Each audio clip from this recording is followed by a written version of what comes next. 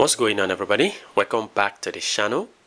Let's find the value of x given that 4 to the power of x minus 2 is equal to 40. Well, our first step will be for us to apply the property of indices that says that when I have a to the power of m minus n, this can be written as a to the power of m divided by a to the power of n. Now we're going to be applying this to what we have here. So that means this expression is the same as 4 to the power of x divided by 4 to the power of 2. And this is equal to 40. Very good. Now our next step will be for us to cross multiply.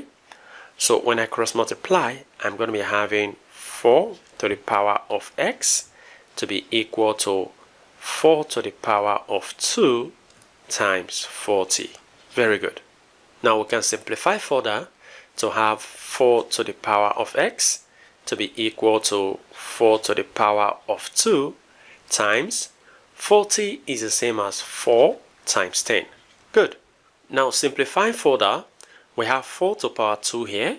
We have 4 to the power 1 here. So we're going to be applying the property of indices that says that when I have, for example, a to the power m times a to the power n, so long as they have the same base, we take one of the bases and add up the powers, so m plus n. So this is simplified into 4 to the power x, which we have on the left hand side, to be equal to now the same base. So we take one of the base and we add their powers. 2 plus 1 is 3. And then times 10. Very good. Now let's write 4 in base 2. 4 is the same as 2 to the power of 2. And this is raised to the power of x.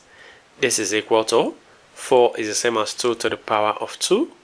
And this is raised to the power of 3. And then times 10. Very good. Now we apply the property of indices that says that when I have a to the power of m and this is raised to the power of n, indices says we write down the base, then we multiply the powers. So m times n.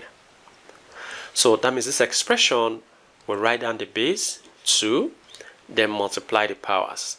2 times x is 2x. This is equal to, we write down the base 2, then multiply the powers. 2 times 3 is 6, and then times 10. Very good. Now our next step will be for us to take the log base 2 of both sides. The reason is because the lowest base here is 2. So take the log base 2 of the left hand side, which is log base 2 of 2 to the power of 2x. This is equal to log base 2 of 2 to the power 6 times 10. Very good. Our next step will be for us to apply the property of logarithm here on the right hand side that says that when I have the log of m times n, just as we have here, this can be written as log m plus log of n, as long as it is multiplication we have here. So this becomes log base 2 of 2 to the power of 2x. This is equal to, now writing this just like this, we have log base 2 of 2 to the power of 6 plus log base 2 of 10. Very good. Now let's apply the property of logarithm, which is the power law of logarithm, that says that when I have log m to the power of p, this can be written as p times log m. Now writing this and this just like this, we have 2x times log base 2 of 2. This is equal to, we do this the same way, write down the power 6 times log base 2 of 2 and then plus log base 2 of 10. Very good. Now let's apply the last property of logarithm for this question that says that when I have log base b of b, so long as the number and the base are the same, this is equal to 1. Now looking at what we have here, the base and the numbers are the same, so we're going to be saying this is 1 according to the property of logarithm. The same thing happened here, so this is 1. So 2x times 1 is 2x.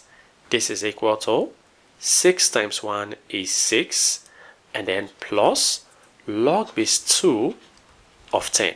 Very good. Now I have 2 here as a coefficient of x.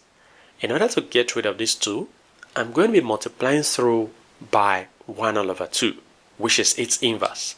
So I take 1 all over 2, multiply that by 2x. This is equal to, I take 1 all over 2, multiply that by 6, plus I take 1 over 2, multiply that by log base 2 of 10. Very good.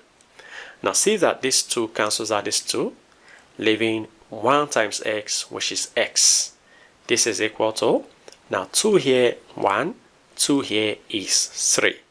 So 1 times 3 gives 3, plus 1 over 2 times log base 2 of 10 is 1 over 2 log base 2 of 10.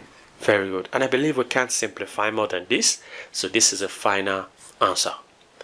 Well, if you're solving and you have log base 10, if your base is still 10, that means you still have work to do. Well, feel free to share your ideas in the comment section below. And if you enjoyed this video and have learned something from this video, go ahead and give this video a thumbs up. Subscribe if you haven't. Turn on the notification bell so you don't miss my upcoming videos. And like I always say, until next time, take care.